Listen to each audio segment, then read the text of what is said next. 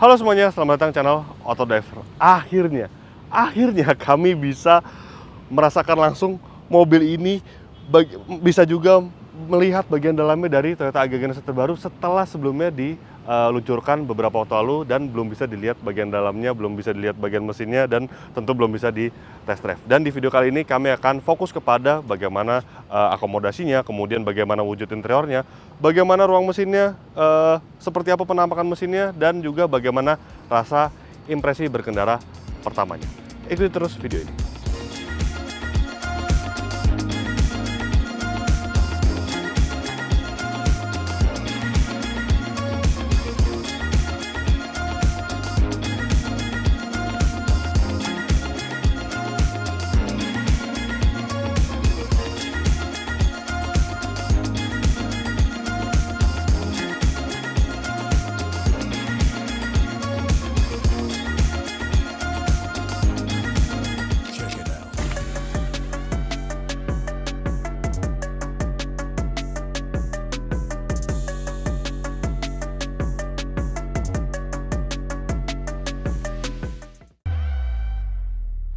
Sebelumnya kami sudah membuatkan video first impression tentang Toyota Agya generasi terbaru. Anda bisa klik link di atas. Tapi memang pada video itu kami tidak bisa menjelaskan secara detail bagaimana wujud utuh dari Toyota Agya, karena memang hanya bagian luarnya saja yang kami bisa lihat. Spesifikasi kabin kami tidak bisa lihat sama sekali. Nah, oke, saya akan sedikit menjelaskan highlight dari mobil ini. Nah, untuk versi LCGC yang paling membedakan adalah ini, emblemnya ini dia masih emblem seperti ini, sedangkan di varian yang GR Sport yang bukan LCGC itu menggunakan logo trioval dari Toyota.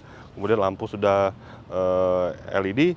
Kemudian ada lagi yang membedakan antara GR Sport dan juga versi LCGC di bagian sampingnya. Nah, bisa lihat bagian sampingnya. Sebenarnya agak ada misteri sebelumnya ya, karena waktu spesifikasi belum diungkap secara resmi. Perbedaannya ini nih, 250i di versi LCGC ada emblemnya. Sedangkan di GR Sport itu tidak ada emblem 250i, dan banyak yang mengekspek bahwa versi GR Sport akan hadir dengan mesin 1000cc turbo. Nyatanya tidak. Mesinnya antara LCGC dan GR Sport semua sama. Kemudian pelek kalau di LCGC dia menggunakan single tone seperti ini, sedangkan di GR Sport itu dia menggunakan dual tone. Sekarang kita lihat bagian mesinnya. Nah, memang saat perkenalannya spesifikasinya sudah diberitahukan seperti apa. Dia menggunakan mesin 3 silinder, tidak ada lagi opsi mesin 4 silinder, dan ya, memang dia lebih mungil dibandingkan generasi terdahulu karena kini menggunakan mesin 3 silinder berkode WAVE 1200cc yang mampu menghasilkan tenaga 88 PS serta torsi 112 Nm. Mesin ini memiliki opsi transmisi manual 5 percepatan dan juga transmisi otomatis CVT, jadi bukan transmisi otomatis konvensional lagi, dan semua tenaganya dialirkan ke roda depan. Memang ada sedikit concern dari banyak orang mungkin ya, karena mesin 3 silinder itu lebih bergetar dibandingkan mesin 4 silinder. Nah, nanti kita akan tes di dalam kabinnya. Nah, Toyota juga menyebutkan bahwa cukup banyak keuntungan yang dimiliki oleh mesin mungil ini dibandingkan mesin 4 silindernya. Di antaranya adalah peak power yang lebih mudah diraih di RPM rendah, mesin yang lebih bertorsi, dan juga power to weight ratio yang lebih baik karena memang mesin ini lebih ringkas dibandingkan mesin 4 silindernya. Nah, ini dia bagian belakangnya yang menjadi ciri khas dari yang versi LCGC adalah ini, Astra Toyota, sedangkan di versi GR Sport itu hanya Toyota saja, tidak ada Astra Toyota. Langsung kita buka bagasinya, karena bagasi kini bisa dibuka dari sini nih.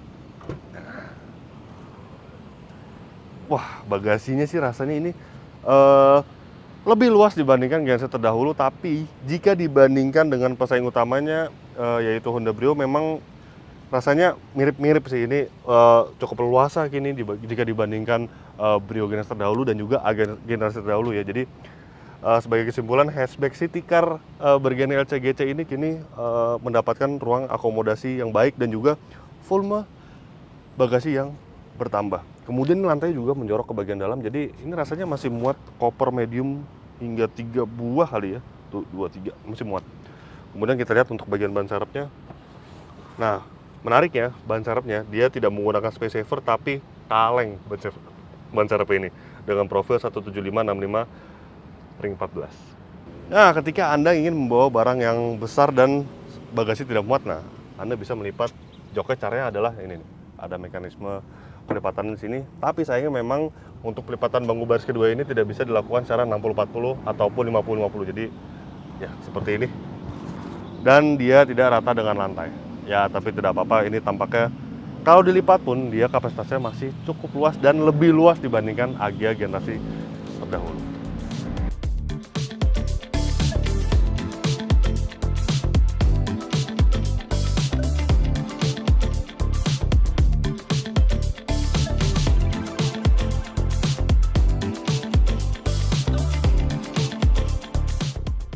Nah, ini dia ruang baris keduanya, dan memang terasa ya dari dimensi yang bertambah panjang, lebar sebenarnya dia tidak terlalu berbeda dibanding yang terdahulu, tapi ini rasanya dia menjadi lebih lapang gitu untuk baris keduanya. Ini bisa dilihat, ini udah posisi berkendara saya ya, tinggi saya 177 cm dan wow, untuk headroom dia masih lega, untuk legroom memang tidak terlalu lega sih, tapi dia tuh jok ini dibuat seperti ada lekukan di bagian sini, jadi kaki saya bisa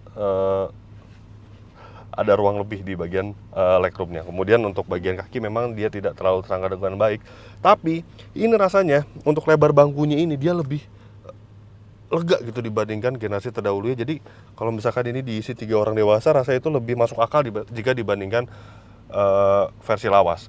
Kemudian di bagian tengah memang dia masih ada channel seperti ini, jadi ketika Anda menggeser kaki seperti ini sedikit terganggu ya, karena memang mobil ini masih ada pipa knalpot, dia bukan mobil listrik, jadi ya ada channel seperti ini, tapi tampaknya channel agak terlalu besar ya untuk sebuah mobil front wheel drive.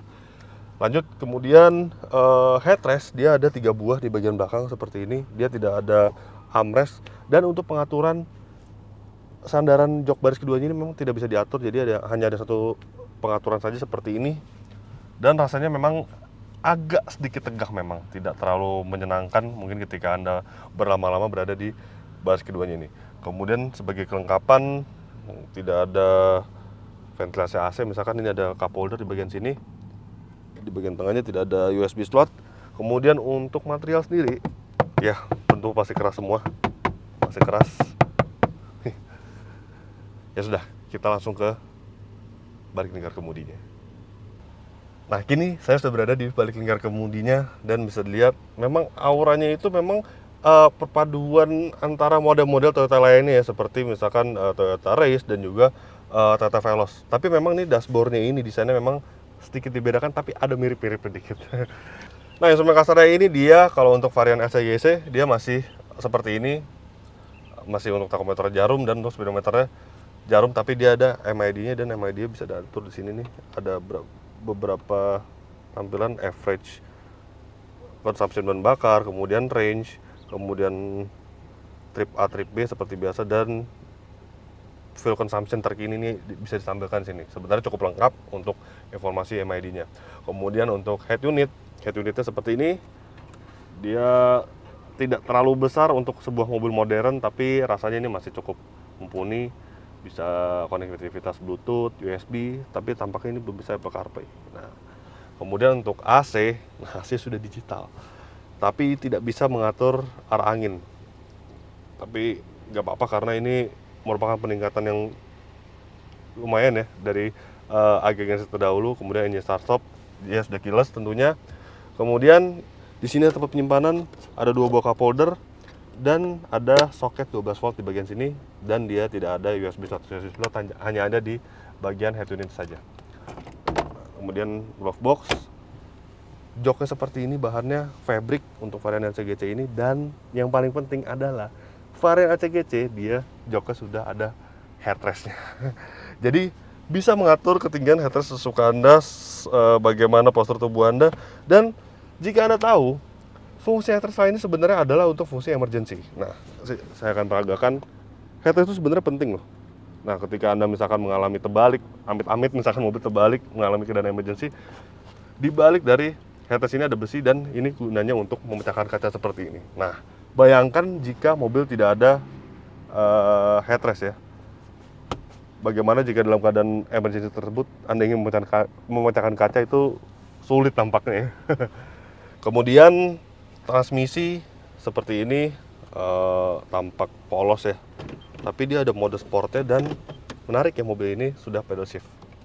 Padahal ini varian CGC loh, jadi rasanya tuh tetap sporty gitu di sebuah varian N-Travel. Kemudian lingkar kemudi ini tidak ada jahitan kulit di bagian lingkar kemudi ya, ada untuk mengatur sistem entertainmentnya untuk mengatur volume, next track, back track, kemudian untuk mengangkat telepon, dan dia ada power mode. Tapi tidak ada eco mode seperti milik Veloz misalkan. Dan setir ini tampak polos, memang tombol ini banyak yang kosong, bagian kanan kosong. Karena sebelumnya kita sudah melihat setir ini ditemukan di berbagai varian, berbagai model Toyota maksud saya, seperti di Race, di Avanza, di Veloz. Itu setirnya lebih penuh gitu, tombol-tombol ini lebih polos. Kemudian di bagian kanan ini ada satu buah tombol, yaitu tombol traction control, dan dua buah tombol kosong, dan ini ada tempat penyimpanan koin di bagian sini. Dan untuk material tentu ya sama seperti belakang ya, tidak ada soft touch sama sekali.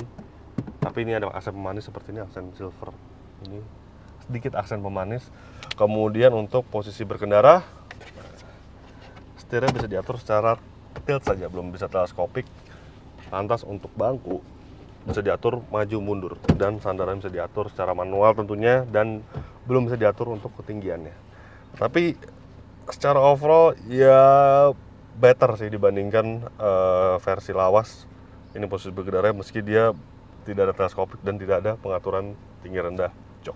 Semua Toyota Agya Genesis terbaru dan juga Daihatsu Ayla Genesis terbaru tidak lagi hadir dalam format mesin 4 silinder. Kini semua hadir dalam mesin 3 silinder 1200 cc, dan mungkin dari Anda banyak concern tentang bagaimana getaran mesinnya. Ya, memang tidak bisa dipungkiri mesin 3 silinder itu memiliki vibrasi yang lebih dibandingkan mesin 4 silinder. Dan bagaimana di mobil ini sudah menyala mesinnya. Dan memang terasa getaran itu minim gitu jika dibandingkan pesaing-pesaingnya seperti misalkan di Suzuki Espresso yang juga menggunakan format mesin 3 silinder. Itu rasanya lebih getar di Suzuki Espresso, dan juga misalkan di Nissan Magnet itu rasanya lebih getar. Di mobil ini getarannya paling minim untuk sebuah mobil bermesin 3 silinder. Nah, sekarang kita akan lihat kelengkapan yang ada di varian GR Sport. Nah, saya sudah ada di AG yang varian GR Sport. Untuk akomodasi rasanya tidak ada perbedaan ya jika dibandingkan AG yang versi LCGC. Tapi di mobil ini rasanya itu auranya memang jauh lebih sporty dibandingkan varian yang LCGC. Nih, misalkan untuk lingkar kemudi dia dibaut dengan kulit yang materialnya ya sebenarnya ini bahan sintetis ya, tapi cukup sporty berkat setir itu lebih tebal, ada guratannya sedikit, dan dia dilengkapi dengan jahitan merah dan ada emblem GR Sport di bagian sini nih. Kemudian tombolnya juga lebih banyak karena dia instrumen kasarnya sudah digital, dan digitalnya ini mirip dengan digitalnya milik Toyota Veloz, Toyota Race. Ini mirip, dia ada desainnya juga sama, ada 4 desain seperti Veloz dan juga Race dan juga Vios. Kemudian untuk joknya ini juga dia rasanya cukup sporty ya, karena dia ini bahannya ini bukan fabric, ini bahannya seperti bahan suede, dan biasanya bahan suede itu banyak sekali ditemukan di mobil balap, dan ini memang rasanya itu ke arah mobil balap ya. Ya lebih sporty sih lebih intinya, dan juga dia ada emblem GR Sport di bagian sini. Ini ciri khasnya dari varian GR yang ada di Indonesia, di Fortuner, di Rush, semuanya ada emblem seperti ini. Kemudian ada jahitan merah juga seperti ini. Kemudian untuk kelengkapannya sendiri, oh ya, belum sampai situ, plafon dia juga berwarna hitam seperti ini. Dia kalau di varian LCGC itu plafonnya berwarna silver. Kalau juga pilar-pilarnya ini semua warna hitam. Dan joknya ini memang dia terasa sedikit lebih empuk dibandingkan varian yang LCGC ya. Mungkin berkat penggunaan materialnya yang lebih empuk dari bahan suede mungkin.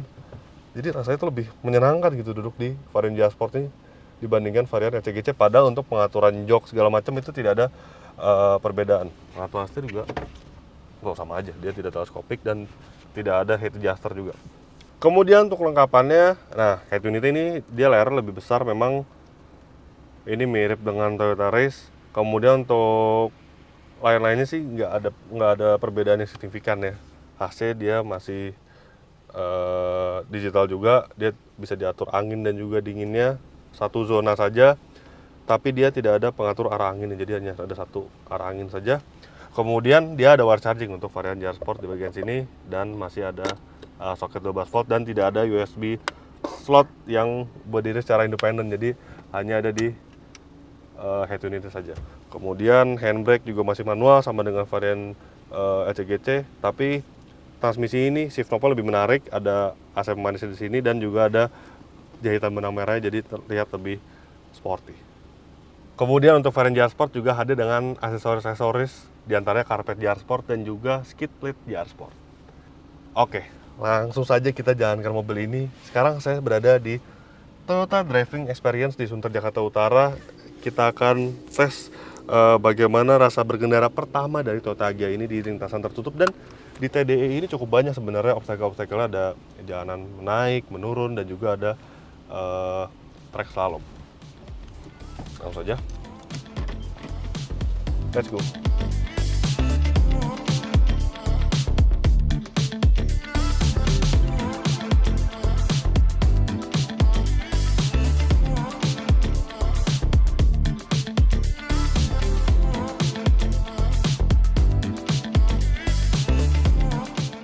Nah, saatnya saya berjalan dengan Toyota Agya.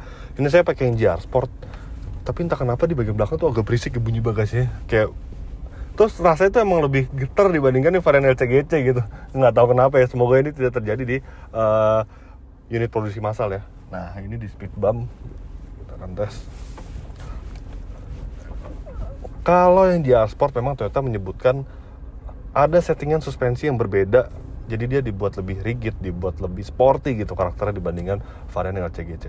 Tapi rasanya memang tadi jauh lebih jauh lebih firm gitu suspensi dibandingkan yang generasi lawas. Karena mungkin wheelbase juga bertambah panjang, jadi tentu dia lebih baik. Nah, ini tanjakan. Kita akan buktikan klaimnya Toyota bahwa mesin 3 silinder ini dia dibuat lebih torqueful, lebih bertorsi gitu dibandingkan varian yang 4 silinder. Apakah benar? Nah, kita tes aja nih langsung. Oh iya sih, bener.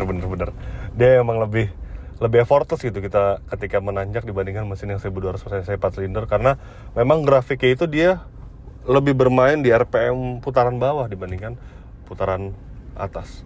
Nah, ini adalah obstacle yang jalan berlubang ini. Coba kita tes.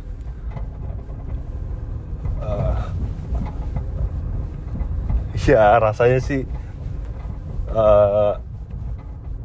city car seperti ini rasanya memang nggak terlalu signifikan perbedaannya, tapi rasanya jauh lebih baik sih dibandingkan versi terdahulu ya, yang lama. Kemudian kita akan tes akselerasinya, ini lumayan tracknya. Di mode sport.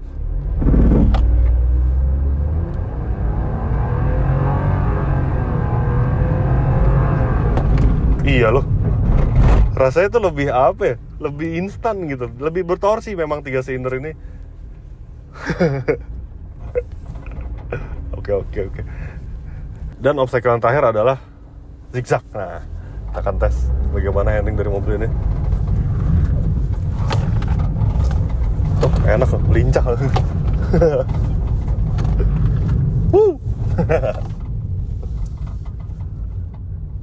Cukup lincah memang.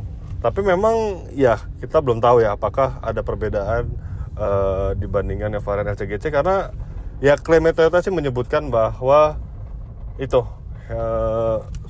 suspensi memang disetting ulang untuk GR Sport ini, dia berbeda settingan dengan varian yang LCGC yang lebih ke arah comfort, yang ini lebih ke arah sporty. Dan sayang sekali saat ini kami tidak mengetes yang varian LCGC karena waktunya terbatas. Nanti kita akan tes saat video jangka panjangnya, bagaimana konsumsi bahan bakarnya, bagaimana akselerasi 0-100 km per jam ya. Pokoknya nanti kita akan tes lengkap pada saat sesi test drive lengkapnya.